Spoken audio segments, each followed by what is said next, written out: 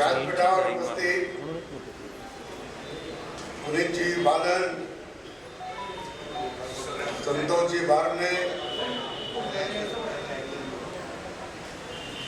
सनी निम्मण, शेखरजी पाटील, माझ्यासोबत आलेले आमच्या जिल्हा बँकेचे संचालक रामूकाका शेळके, सर्व पुरस्कार प्राप्त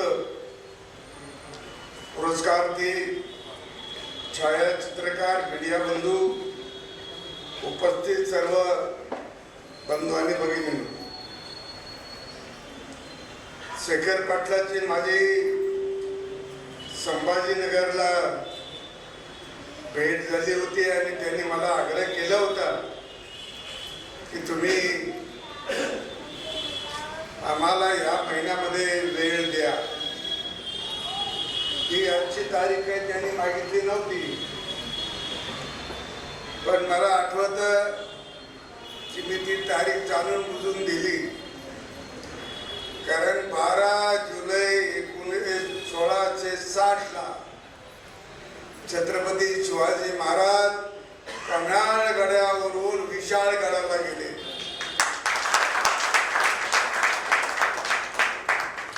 40 किलोमीटरचं अंतर, 40 मैल, 60 किलोमीटरचं अंतर, आणि मध्ये ती पावन खिंड, तिथं बाजी प्रभू देशपांडेने ती खिंड अडवल्याची आपल्याला माहिती आहे. आणि तो हा दिवस असल्यामुळे मी म्हणलं मी 12 तारखेला नक्की येईल. आणि म्हणून आज या ठिकाणी मला ती गोष्ट वाचते. अनेक वेळा वाचल्यानंतर बाजी प्रभू देशपांडेंचं जे काही शौर्य तिथं होतं तेही म्हणजे एक स्वतंत्र त्याच्यावर पुस्तक लिहावं आहे, काही पुस्तकं. पण असे महाराजांचे शेकडो सहकारी होते की त्यांचं एक एक मोठं प्रस्थ होतं. आणि म्हणून या सगळ्या ताकदवान लोकांनी महाराजाला जे बळ दिलं आणि महाराज अनेक लढाईमध्ये यशस्वी झाले, ते असे चवंगडी, असे सहकारी त्यांनी तिथं निर्माण केलेले होते. मला ते पुस्तक वाचताना ते बाजी प्रभू देशपांडेंच्या खाली एक वाक्य लिहिलेलं पुन्हा अजून आठवतं. त्याने म्हटलं की ठरलं होतं असं की जोपर्यंत शिवाजी महाराज विशाळगडावर पोहोचत नाही आणि तोफ वाजत नाही तोपर्यंत खरं म्हणजे ही खिंड अडवली पाहिजे असं ठरलं होतं. आणि म्हणून इतक्या मोठ्या सैन्याच्या समोर त्या खिंडीमध्ये काही थोडेसे मावळे विरोध करत होते. आणि त्या चित्राखाली लिहिलं होतं, तोफे आधी मरेणबाजी, तोफे आधी मरेणबाजी सांगा मृत्यूला. आणि त्या मृत्यूला सांगा तोफ वाजल्याशिवाय बाजी मरणार नाही. ही जे काही एक जिद्द, एक मनामध्ये असलेला उदंड असा ऊर्जा, ही त्याच वेळा येते की जिथं आपली श्रद्धा आहे, जिथं आपली भक्ती आहे. अशाच वेळेला अशा प्रकारचं मनामधून येतं आणि माणसं लढत राहतात. आता खरं म्हणजे आपला जो काही ट्रस्ट आहे तो शंभू राज्याभिषेक ट्रस्ट आहे. आता शंभू महाराजांचं, संभाजी महाराजांचा राज्याभिषेक हा आपल्याला पण कल्पना आहे. पुणेकरांना काही खरं म्हणजे शिवाजी महाराजांचा, संभाजी महाराजांचा इतिहास सांगावा असं काही नाही. सगळ्यांना तो अनेक वेळा वाचून झाला असेल, अनेक वेळा ऐकून झाला असेल. परंतु मला आठवतं की संभाजी महाराजांचा जो राज्याभिषेक झाला त्यावेळेला शिवाजी महाराजांचं अगदी निधन व्हायच्या आधी पण असं वाटत होतं की आज जातील का उद्या जातील का परवा जातील. अशा वेळेला खरं म्हणजे सोयराबाईंनी विचार केला की आपल्या राजारामाला जर आपण गादीवर बसवलं तर चांगलं होईल. आणि मग त्याने ते प्लॅनिंग पण केलेलं होतं. आणि त्यावेळेला नेमकं याच काळामध्ये संभाजी महाराज पन्हाळगडावर होते आणि तिथं त्याला कैद करून ठेवलं होतं. पण नंतर ते आले, ही गोष्ट वेगळी. पण असं करताना सोयराबाईच्या मनामध्ये जे आलं ते असंख्य महिलांच्या मनात येतच. मला मोठी मोठी उदाहरणं माहिती आहे की जसं प्रभू रामचंद्राच्या वेळेला कैकेयीच्या मनात आलंच की नाही. प्रभू रामचंद्राला गादीवर बसायच्या ऐवजी भरताला बसावं असं त्याच्या मातेला कैकेयीला वाटलं आणि त्याच्यावरून सगळं पुढं रामायण घडलं. पण असाच प्रकार महाराणा प्रताप सिंहाच्या बाबतीत सुद्धा घडला. त्याची सावत्र आई जी होती धार कंवर म्हणून, तर त्या धार कंवरचा जो मुलगा होता तो होता जगमल. जगमल नावाचा मुलगा होता आणि तो महाराणा प्रताप सिंहापेक्षा लहान होता. महाराणा प्रताप ची जी आई ती उदयराजेची पहिली बायको आणि ती होती दुसरी.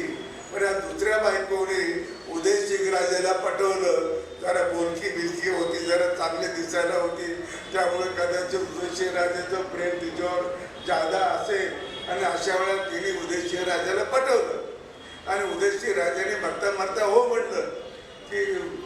आणि म्हणून मग ज्यावेळेला उदयसिंह राजे वारले त्यांच्या अंत्यविधीला हा गेलाच नाही. जगमल महाराणा प्रताप गेले आणि अंत्यविधीतून परत आले त्यावेळेला हा जो जगमल होता हा त्या खुर्चीवर जाऊन बसला होता. त्या खुर्चीवर जाऊन बसला होता. पण महाराणा प्रतापच्या बाजूने उदयसिंह राजाचे अनेक जण जे प्रमुख होते, सेनापती असतील, आणखी कोणी असतील, जे लढवईवीर असतील, ते म्हणजे हा काय लढाई करू शकतो जगमल, हा तर काहीच करू शकणार नाही. आणि म्हणून हे याला राजा करणं काही चांगलं नाही, ते राजा आपण राणा प्रतापलाच केलं पाहिजे. आणि म्हणून त्या सगळ्यांनी राणा प्रतापला आंघोळ घातली, सगळं केलं, टिळा लावला आणि त्या खुर्चीवर नेऊन बसायला गेले. तो तिथं जगमल बसेल होता.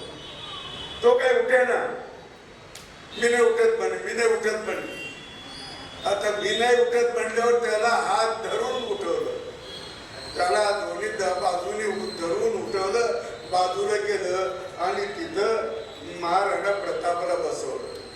आता मी उठत नाही, खुर्ची सोडत नाही, ही परंपरा अजून चालूच आहे.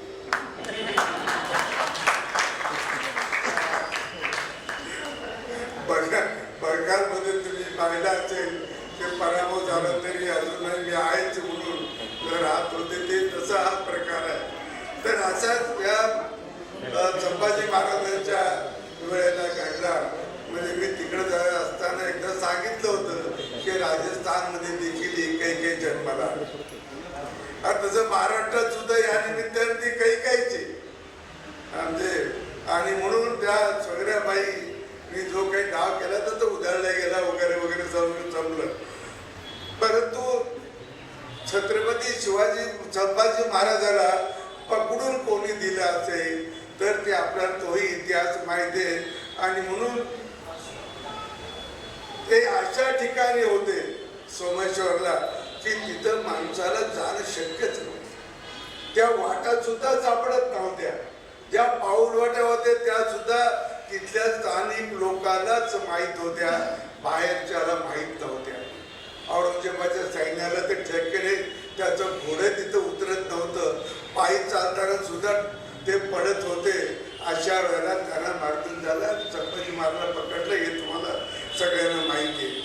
पण आणखी एक ऐकतो आम्ही आणि शिकलो असं की संभाजी महाराज आणि शिवाजी महाराज आग्र्याहून जी काही सुटका झाली ती त्या मिठाईच्या पेटाऱ्यातून झाली. पण हे आपल्याला पुस्तकामध्ये तेच शिकवलं इतके वर्ष. पण ही वस्तुस्थिती नाही, ही वस्तुस्थिती नाही. आता अनेक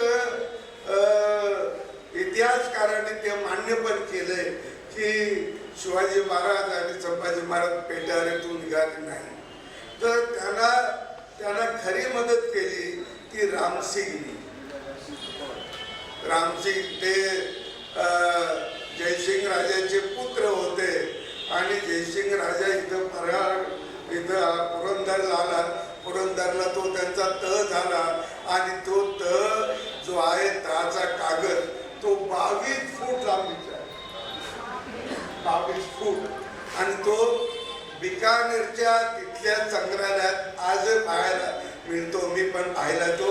त्यावर तो सगळं 22 फूट लांबीचा 22 फूट होते कागद एकाला एक जोडलेला असतो चिटकून. असं त्याची ती पद्धती आणि गुंडाळून मग एखाद्या याच्यात पाठवतात. तर असा तो करार.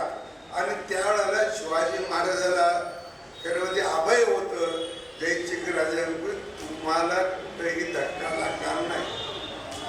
आणि ज्या वेळेला अशी परिस्थिती निर्माण झाली, जयसिंग राजालाही माहीत नव्हतं आणि मला पण माहीत नव्हतं की औरंगजेब कपटाने त्यांना अटक करून ठेवी आणि त्यांना तिथंच राहू देईल असं त्यांच्या ह्याच्यात नव्हतं. भेट घेऊन परत यावं असं त्यांचं ठरलेलं होतं. परंतु त्यांना तिथं ठेवलं आणि काही दिवसात लक्षात आलं की शिवाजी महाराज आणि संभाजी महाराज दोघांना अटक केली. मग शिवाजी महाराजांनी आजारी पडल्याचं सांगितलं. मग आजारी पडलं तर त्याला औरंगजेबाने बोलवलं. शिवाजी महाराज गेले नाही. संभाजी महाराजाला एकदा पाठवलं.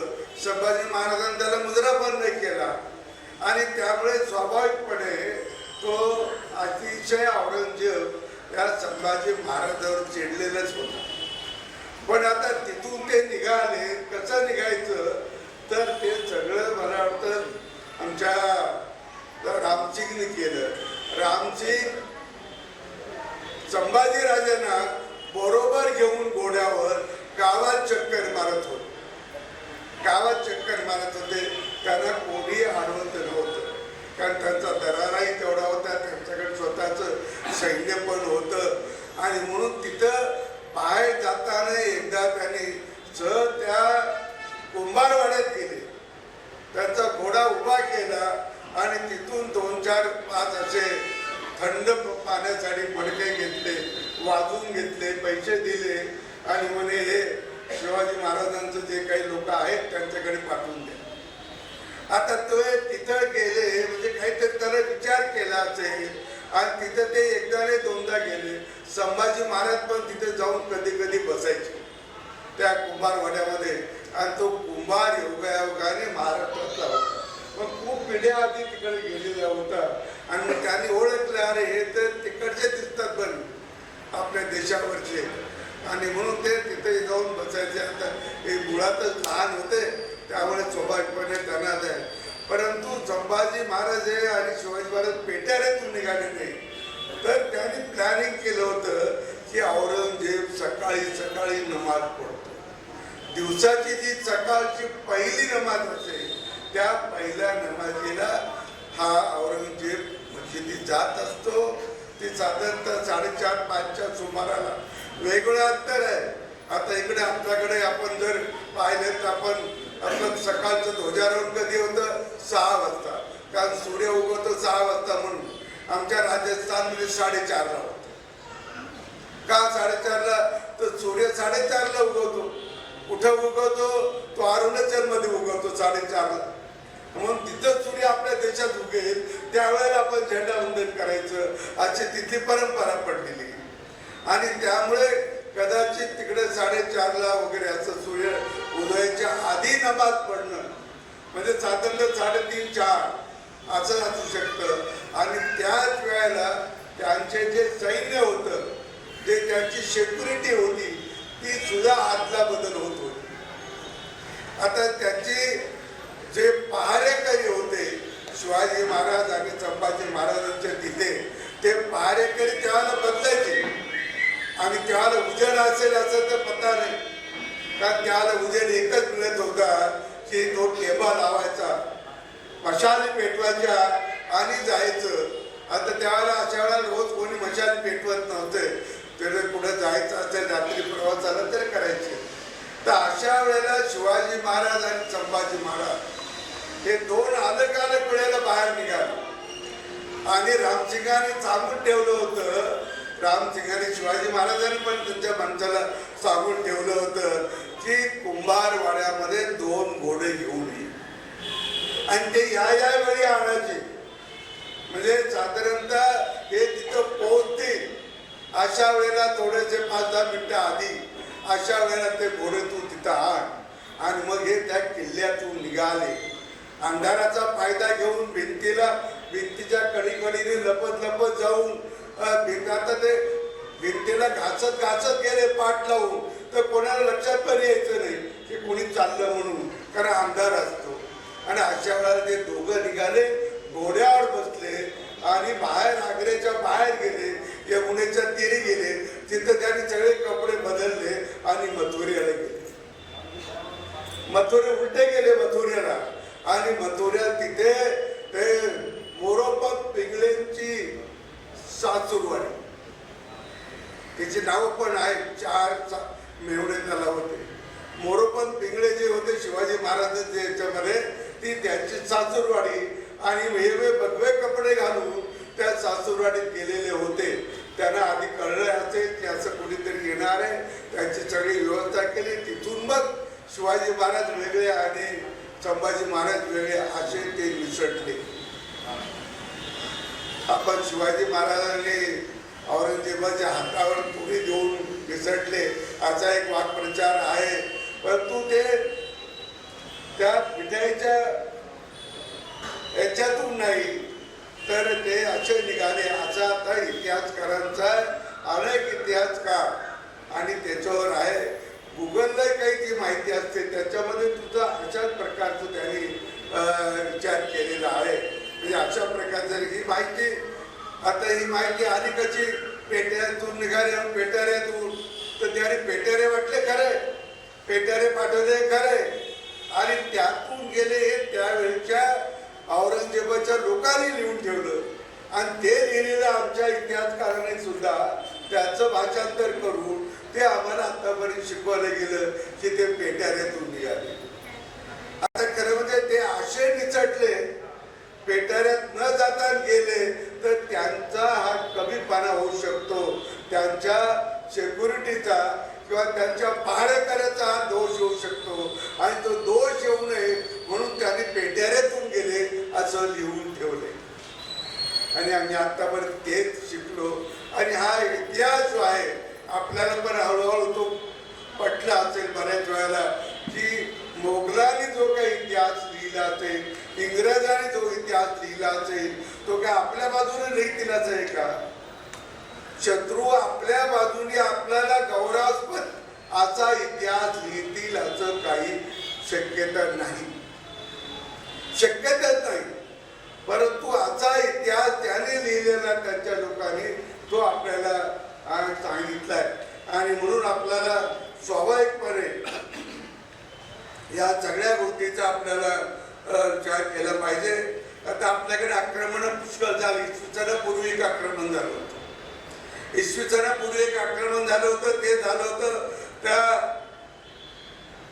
हकामनीने, तो पारशी होता राजा, आणि तो सायरस मधून आला होता. त्याने गांधार पर्यंत आला, सिंध प्रांतापर्यंत आला, सिंध नदीच्या अलीकडे आला आणि तिथपर्यंत तो आला होता. पण तेव्हा तो तिथून परत गेला, त्याला परत पाठवलं. हे इसवी सन पूर्वीचं सांगतात. पण नंतर दुसरं जे आक्रमण झालं आपल्यावर ते झालं इसवी सन 720 त्या सुमाराला, किंवा त्याचा नेमका आकडा आहे 712ला. तर मोहम्मद बिन कासिम आला होता. आणि तो सिंध प्रांतातून त्याला या जो याचा राजा होता सायरसचा, त्याने त्याला बंदी केलं, तिकडे त्याला परत घेऊन गेला. आता त्या दोघांचं काय होतं माहिती नाही, परंतु गेला. पण दुसरं आणखी आक्रमण झालं ते निश्चित स्वरूपाचं की इसवी सन 738 त्यावेळेला ते 738चं जे आक्रमण झालं त्याचं तो जो आला होता तो इराण मधून आला होता. इराणमधून आला होता, तर त्या इराणचं सुलेमान त्याचं नाव आहे, आणि तो आला त्यावेळेला स्वाभाविकपणे त्याला पप्पा रावळने उदयपूर पर्यंत येईपर्यंत आला, आणि पप्पा रावळने त्याला खूप पिटाळून लावलं. पप्पा रावळने विक्रमादित्याला बरोबर घेतलं, आणखी एका राजाला बरोबर घेतलं, आणि त्याला जे पिटाळलं हिंदुस्थानच्या बाउंड्रीच्या पलीकडे पर्यंत मारत गेला. पप्पा रावळ खूप मोठा जाडजूड आणि याचा योद्धा होता.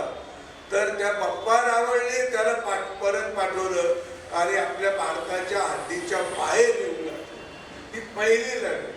आणि मग हे पाहिल्यानंतर 150-200 वर्ष आक्रमणकार्याने भारतात यायची हिंमत केलेली नाही. आणि म्हणून पप्पा रावळ येता प्रत्येक 100 मैलावर एक पोलीस चौकी बसवली माहिती घ्यायला, आणि तो आला आणि पंजाबमध्ये थांबला.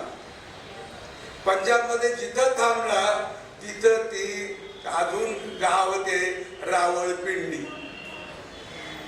रावळ म्हणजे या पप्पा रावळचं गाव, पण तिथं गावाला पंजाबी भाषेत पिंडी म्हणतात. पिंडी आपण गाव म्हणतो, खेड म्हणतो, असं काहीतरी पाडा म्हणतो, तर तसं ते पंजाबी भाषेमध्ये गावाला पिंडी म्हणतात.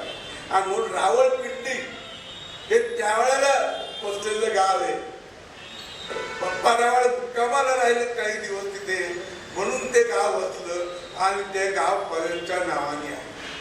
त्या रावळपिंडीपासून गांधार जवळ आहे, आणि तिथं तक्षशिला युनिव्हर्सिटी होती. 35 किलोमीटरवर, 34-35 रावळपिंडी पासून 34-35 किलोमीटर ती तक्षशिला युनिव्हर्सिटी होती. ती इसवी सन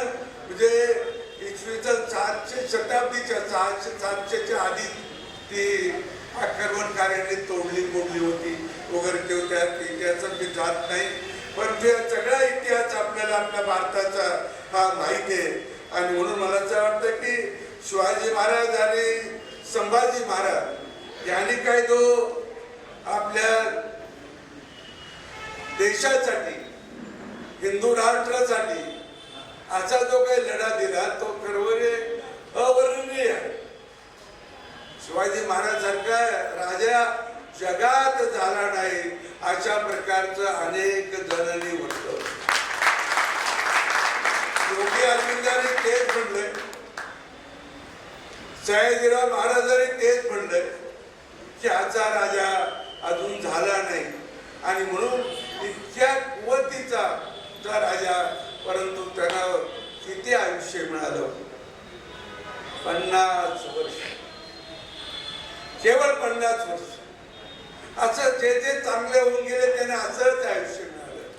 स्वामी विवेकानंदाला 39 वर्ष, केवळ 39 वर्ष. आणि हे सगळे इतकं कमी आयुष्यामध्ये सुद्धा त्यांना अतिशय त्यांनी जे केलं ते फार मोठं हे केलं. आणि आता जो काही आपला रायगड जिल्ह्यात रायगड होता, तो रायगड आपल्यातून गेला कधी? तो रायगड गेला 10 मे 1818. तोपर्यंत तो मराठ्यांच्या ताब्यात होता, शिवाजी महाराजांच्या लोकांच्या ताब्यात होता 1818. पण तो गेला तिथं कर्नल डेव्हिड प्रॉथर या नावाचा एक इंग्रज अधिकारी, आणि तो मुंबईला होता.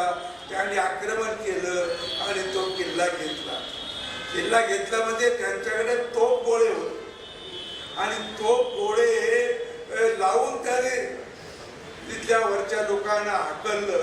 आणि ज्या वेळेला हा वर गेला त्यावेळेला फक्त तिथे एक महिला राहिलेली होती, एकच महिला होती. आणि मग तिला सुद्धा त्यांनी पुण्याला पाठवून दिलं लोकांबरोबर. तर असा तो 1818 मध्ये किल्ला गेला. तो नंतर आपल्याकडे आला.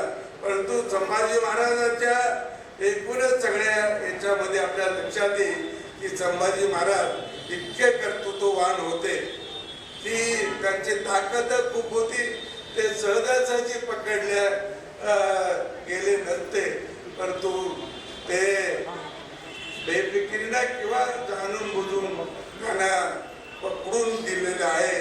संभाजीबद्दल आमचा एक गीत जे लिहिलं पोवाडा, शाहीर योगेशने. शाहीर योगेश पुण्यात होतं, विदर्भातला, पण इथं राहायला होतं. मला तर माहित नाही, ते कितीतरी वर्ष आमची भेट झाली नाही त्यांची. पण त्याने लिहिलं की देश धर्म पर मिटने वाला, देश धर्म पर मिटने वाला, एक ही शिवा का छावा था, एक ही शिवा का छावा.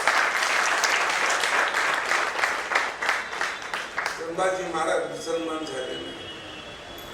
संभाजी महाराजांचं छळ वाचताना सुद्धा अंगावर शहारे येतात, असा तो छळ केला, आनंदित छळ केला. पुढचा सगळा इतिहास माहिती आहे. त्यांचे कांडोळे केली, नदीत फेकलं, त्या लोकांनी त्यांना ते सगळं पार गोळा केले, सगळं ते केलं. काही जणांनी शिवलं ते सगळं, मग त्यांचं नाव शिवले झालं वगैरे वगैरे सगळं झालं. पण मला एक गोष्ट मी वाचली ती मला त्यांचा अंत्यविधी करायला जमीन द्यायला अनेकांनी नकार नको, आपलं मागं लागत, आपल्या मागं औरंगजेब लागत, आणि ती दिली तिथल्या कोतवाला. असं एका ठिकाणी आहे, कोतवालाने आपली जमीन दिली, इथं अंत्य संस्कार करा माझ्या जमीन, काय व्हायची शिक्षा मी भोगेन. त्या कोतवालाचं कौतुक केलं. अनेक जणांनी नाही म्हटलं, पण त्याने केली. आता खरं म्हणजे आता तो आणखी इतिहास पुढचा वेगळा आहे, पुढं सगळं आहे. पण ते सगळं जरी झालं तरी शिवाजी महाराजांचं आणि आमच्या संभाजी महाराजांना जे काही त्रास झालेला होता, तो सगळा त्रास या वेळेला आपण पाहिला. आणि या सगळ्या त्रासामधून ज्याने त्रास दिला त्या औरंगजेबाचं अनेक जण अजून आपल्याला कौतुक केलेलं पाहतो. मला आमच्या तिकडे राजस्थानच्या एका युनिव्हर्सिटीमध्ये एका कुलगुरूंनी शिवाजी महाराज औरंगजेबाकडे मोठं सैन्य होतं, तो फार लाडवाया होता, अमुक होतं तमुक होतं, असं वाक्य उच्चारलं. आणि पोराने तिला त्या कुलगुरूला विद्यापीठात यायला बंद केलं, तिला कोंडून ठेवलं त्या दिवशी. आणि दुसऱ्या दिवसापासून तिला यायला बंदी केली. महिना 2 महिने आलीच नाही. मला तिच्या काही लोकांनी विचारलं काय करा सांगू, आणि आता मी म्हटलं पोरं येऊ देणार नाही, तू राजीनामा देऊन घरी जा. दिले घरी, पाठवून दिली घरी. आता हे सगळं जे आहे ते अजूनच त्याला शिकवले. आपल्यामध्ये आपला इतिहास हा बराचसा बदलून टाकलेला होता. आणि त्यांचा तो मोगलांचा इतिहास, तो इंग्रजाचा इतिहास हा बरं शिकवला. आणि त्याच्यामुळे इंग्लंडच्या इतिहासामध्ये सुद्धा अशा अनेक गोष्टी आपल्याला शिकवल्या लहानपणी. मला पण होतं इंग्लंडचा इतिहास, मोगलांचा इतिहास, शिवाजी महाराजांचं एवढंच लिखाण, औरंगजेबाचं एवढं मोठं लिखाण, अकबराचं त्याच्यापेक्षा जादा का कोणी लिहिलंय. हे पाठ्यपुस्तक निर्माण कोणी केले? स्वातंत्र्यात केले ना. मग गाणे पाहिलं त्यावेळेला, गाणे विचार केला त्यावेळेला, या पाठ्यपुस्तकात काय शिकवायचं आपण. अरे भारत स्वतंत्र झाला त्यावेळेला जनता या मूडमध्ये होती की तुम्ही काही सांगा जनता ऐकायला तयार होती. तुम्ही काही सांगा जनता ऐकायला तयार होती. कारण जायचं की या लोकांनी एवढा त्रास दिला, हे सगळं बंद करा, तरी लोकांनी केलं असतं. हालण्याच्या वेळात तिकडून झालं ना, 10 लाख लोक मारले. रेल्वेचे बरोबर प्रेत आले, माणसं नाही आली, प्रेत.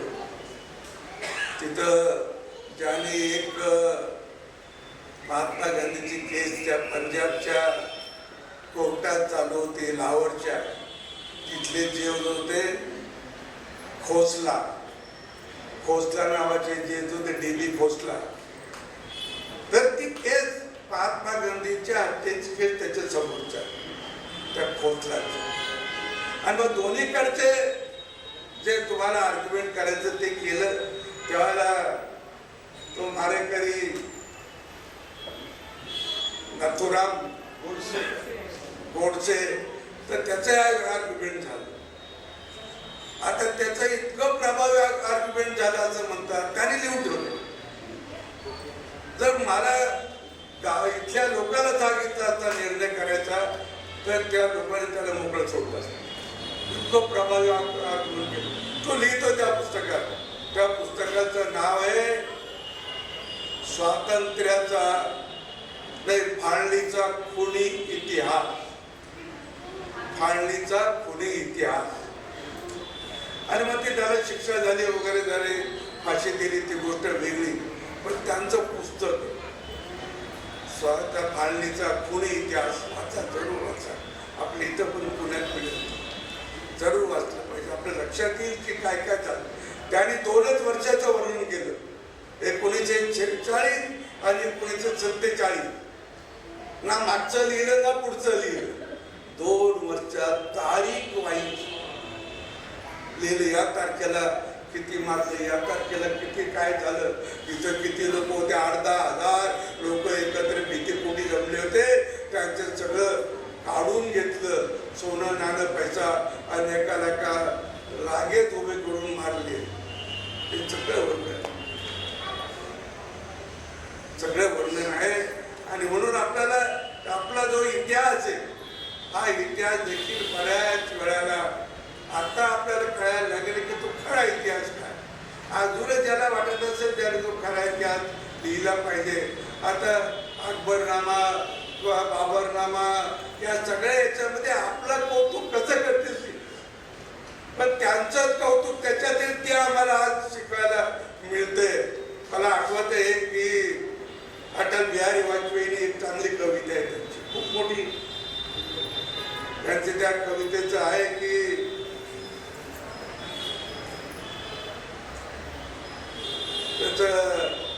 रग रग हिंदू मेरा परिचय, रग रग हिंदू मेरा, माझ्या रगारगामध्ये त्याच्यामध्ये कणाकणामध्ये रक्ताच्या हिंदू आहे वगैरे. त्याच्यात एक त्या कवितेतली ओळ आहे.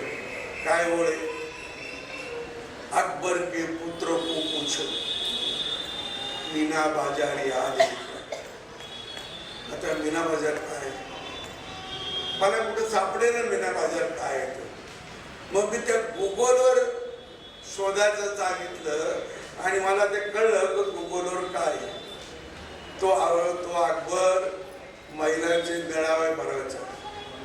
आमच्याकडे काही लोकांनी म्हणलं त्यावेळेला बाबर आणि तुमचं राणा संघा, बाबराला राणा संघाने बोलवलंय असं लिहिलंय काही ठिकाणी.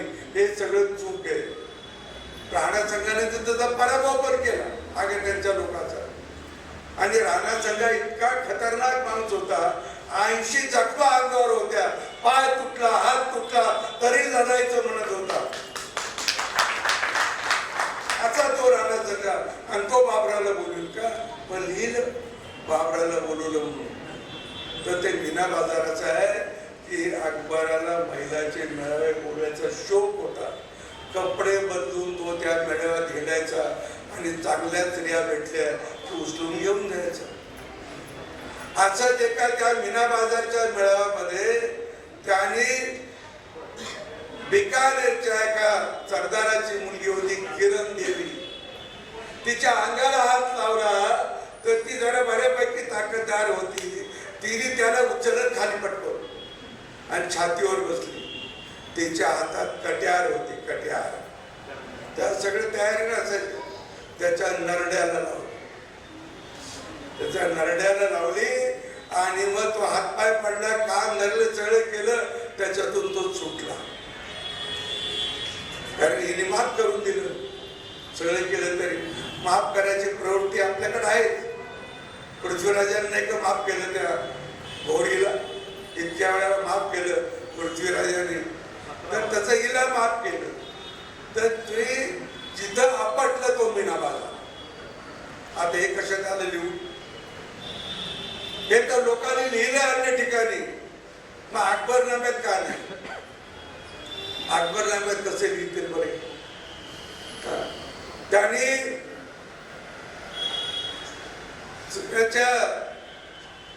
तुमच्या राजपुताच्या मुलीचे लग्न केलं वगैरे वगैरे लिहिलंय सगळीकडे. जे पहिलं लग्न झालं ना त्याची पण हकीकत वेगळी. जेव्हा भारमन त्याचं लग्न झालं त्याच्याबरोबर एक दाशी बाई आहे, दाशी. तेव्हा दाशी पाठवायची पद्धत होती मुलीबरोबर. तर त्या दाशी बरोबर एक छोटी मुलगी होती, ती होती पारशी. पारशी असल्यावर गोरी पान होती आणि म्हणून ती त्या भारमनच्याच घरी राहत असल्यामुळे इतिहासकारांनी सगळं लिहिलं की याने आपल्या मुली दिल्यात वगैरे. आणि ज्या राजपुताने असंख्य हजारो महिला या आपला सील वाचवण्यासाठी ज्याने जोहार केले आणि हजारो स्त्रियांनी जाळून घेतलं आणि त्या स्त्रिया त्यांच्या बरोबर जातील असं वाटतं. केवळ त्यांची सावली नको त्या लोकांची म्हणून जोहार केले. चित्तोडगडला जो जोहार झाला पहिला, तो पहिला राजा हरला पद्मिनीचा नवरा. त्या पद्मिनीचा जो नवरा होता तो राजा होता तिथं आणि त्याचं तो हरल्याबरोबर इकडे जवळपास 16,000 का 17,000 महिन्यांनी जोहार करून टाकला, पेटवून घेतलं. अनेक स्त्रिया हे असं काही कळलं की आपला नवरा गेला असं वाटल्यावर त्या जोहार करायच्या, राहत नव्हते. कारण पुढं काय होईल आपलं सांगता येत नव्हतं. अशी परिस्थिती त्यावेळेला होती. आणि या सगळ्या परिस्थितीमध्ये आपल्याला आपला देश, आपली संस्कृती आणि आपला भारत देश हा सगळा आज जो राहिलाय आणि जो आता वाढतोय, खरं म्हणजे भारतीय संस्कृती, भारतीय परंपरा हे तोडाफोडासाठीच आक्रमण झाले. मुसलमानाचं आक्रमण त्यासाठीच झालं. त्यांनी मंदिरं फोडलेत, सगळे केले. मला तर आश्चर्य वाटतंय की ज्या जयसिंग राजाने मंदिरं बांधले ते मंदिर पाडायची सुद्धा ऑर्डर या औरंगजेबाने. आपल्याला भारतीय लोकांना आपलं गुलाम ठेवायचं असेल तर यांचं शिक्षण पद्धती बदला. यांचा देव धर्मावर असलेला, संस्कृतीवर असलेला सगळा विश्वास तो आहे तो नाहीचा करा. याची संस्कृती ही मुळापासून उखडून टाका. हे त्याचं भाषण तिथं आज रेकॉर्ड आहे. आणि पुढं मग त्याने जो त्रास दिला सगळं बदललं. इंग्रजांनी लिहून ठेवले की भारतामध्ये 8 लाख गुरुकुल होते. आणि तो पुढे म्हणतो की ब्रिटिश सरकारमध्ये एवढ्या शाळा नाही, एवढ्या शाळा इथं होत्या भारतात. हे सगळ्या बंद केल्या, सगळ्या बंद केल्या. मला आठवत आहे आताही 21 जून 1919ला 1947ला आमच्या डुंगरपूर मध्ये एक शाळा बंद करण्यासाठी पोलीस आले आणि त्या मास्तरनी बंद केली नाही म्हणून त्याला दोरी रस्सीने बांधून तो त्याला गाडीला बांधला परपडत घेऊन चालले. त्याने शाळा बंद केली नाही म्हणून. एक मुली आली काळीबाई नावाची भिल्ल समाजाची, ती गवत घेऊन येत होती. तिच्या जवळ इळा होता. तिला पाहिलं आपला मास्तर चालला, तिने ती दोरी तोडली आणि त्या मास्तरचा जीव वाचवला. परंतु इंग्रजांच्या पोलिसांनी 13 वर्षाची पोरगी तिला गोळ्या घातल्या. गेली ती कालीबाई, तिच्या नावाने त्याने योजना सुरू केल्या जातात त्या सरकारने. हे असं इंग्रजांनी केले. तो म्हणतो की याचं सगळं जपवा. आणि मग तशा प्रकारचं वातावरण तयार केलं. आपल्याला सगळा इतिहास आपला येऊ दिला नाही, काही येऊ दिलं नाही. आपला इतिहास नाही, आपला भूगोल नाही, सगळं इंग्रजाचं. आणि अशा काळामध्ये आपण वाढलोय. पुढे आणि कसं घडलं त्याचं महात्मा गांधीचं एक भाषण आहे. 23 मार्च 1922 अहमदाबादच्या कोर्टासमोर केलेलं भाषण आहे. आणि त्या कोर्टासमोरच्या भाषणामुळे त्याला 6 वर्षाची शिक्षा झाली. ते भाषणाचं आहे की इंग्रजांनी आम्हाला खूप लुटलंय. आम्ही 100 केसेस इंग्रजांच्या विरुद्ध टाकल्या भारतीयांनी, तर 99% आमच्या विरोधात जातात. आमचे घरेलू उद्योग बंद केले. आम्ही भुके मरतोय. आम्ही आता दुष्काळात जगू शकणार नाही. हे महात्मा गांधीचं भाषण आहे. तो लॉर्ड मॅकॉले म्हणतो की हे समृद्ध देश आहे. महात्मा गांधी म्हणते आम्ही भुकेने मरतोय. याचं अंतर आहे 90 वर्षाचं. काय स्थिती होती बघा. आणि मुळे सगळा इतिहास आता बदललाय. आता नव्याने सगळे आपलं पुन्हा जुनं जे होतं तेही आपल्याला घ्यायचंय. नवं जे आहे त्याचाही आपल्याला विचार करायचा आणि भारत वैभव करून न्यायचा ही आपली मानसिकता आहे. म्हणून नरेंद्र मोदींनी म्हटलंय की स्वातंत्र्याचा शताब्दी साजरी करू तेव्हा आमचा भारत देश जगामध्ये पहिला असेल असं आम्हाला तयार करायचं. आणि त्यामुळे स्वाभाविकपणे आता आपण सगळ्यांनी त्या दिशेने प्रयत्न केले पाहिजे. आपल्या सगळ्या वैभव जो आहे ते वैभव पुन्हा प्राप्त करण्याच्या दृष्टीने आपल्याला प्रयत्न करायचे. छत्रपती शिवाजी महाराज असो आणखी त्यांच्या सगळे देशातले ज्यांनी चांगलं केलं तो इतिहास नव्याने मुलांच्या समोर आणायचा आणि मुलांना तो आपल्याला सांगायचा. हे सगळं आता सुरू केलं.